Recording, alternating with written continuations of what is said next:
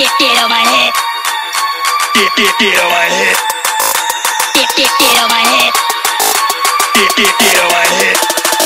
من اليوم هو المحترف النيجيري ستانلي، مواليد 1990. عمر اللاعب حاليا 34 عام. بدأ مسيرته سنة 2007 في نادي بلسيا يونايتد. 2010 لعب لنادي هارتلاند. 2012 لعب لنادي أتلتيكو بيريرياس 8 مباريات، لم يسجل أي هدف. 2012 إلى 2014 لعب في نادي سليميا 19 مباراة، سجل 16 هدف. 2014 ل 2017 لعب في نادي وادي دجلة 62 مباراة، سجل خلالهما 27 هدفا. ثم انتقل إعارة إلى الزمالك عام 2016-2017، لعب 25 مباراة، سجل خلالهما 6 أهداف.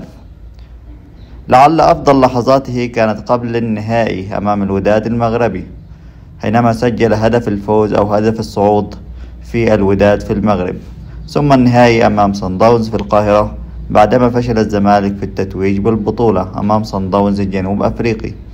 كان الزمالك وقتها يلعب بقائمة تحتوي على 19 لاعب فقط، واستطاع من خلالها حصد المركز الثاني في البطولة.